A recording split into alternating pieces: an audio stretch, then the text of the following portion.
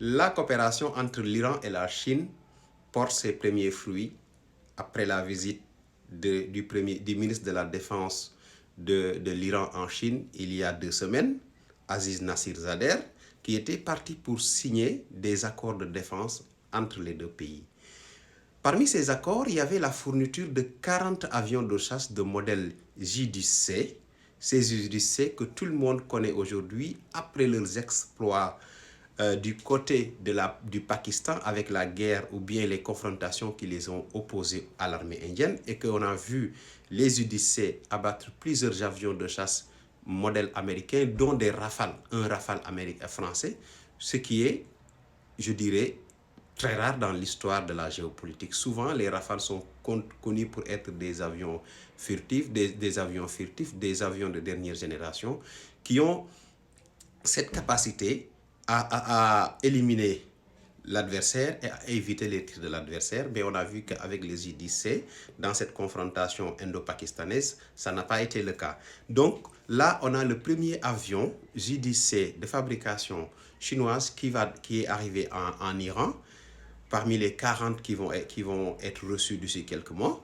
ce qui prouve aussi la vitalité de cette coopération, le pragmatisme et la sincérité des deux partenaires dans les engagements. Parce qu'en l'espace de 15 jours, si vous parvenez à livrer un avion de haute technologie avec des missiles PL-15 qui ont une capacité de 200 km, ça veut dire que réellement, il y a une sincérité. Et il faut y voir aussi cette capacité de la Chine à satisfaire les commandes. C'est-à-dire que la Chine, c'est comme s'ils ont une industrie de guerre.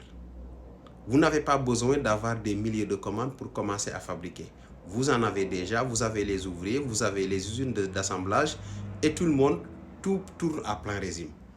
Donc, il faut le savoir, les données vont changer. Et au-delà de ces J-10C, vous savez que auprès des Russes aussi, les Iraniens ont commandé le système de défense anti-aérien, le S-400. Le S-400, connu pour ses performances, jusqu'à convaincre les Turcs à faire aussi leurs commandes. Donc, vous avez dans une zone où il y a une vraie course vers l'armement, vous êtes armé, vous êtes redoutable ou vous disparaissez sous la menace israélienne. Et tous les pays ont compris aujourd'hui, la carte est claire, les partenariats ou bien les clans se dessinent. Aujourd'hui, on sait que l'Iran, ses partenaires, c'est la Chine, la Russie, le Pakistan et la Corée du Nord. Du côté de l'Israël, on connaît l'Occident, c'est les Amériques, les États-Unis, je peux dire c'est l'OTAN. Mais du côté occidental ou du côté de l'OTAN, on n'est pas très sûr de la sincérité du jeu américain dans cette affaire, depuis l'affaire des bombardements des 3 centrales nucléaires, parce que jusqu'à présent, les Américains crient victoire, des médias disent qu'en réalité, le programme n'a pas été touché, l'Israël qui dit que son programme, son objectif a été atteint, mais si vous écoutez les médias israéliens, ils disent pas la même chose que Netanyahou. Donc là, il y a un petit problème.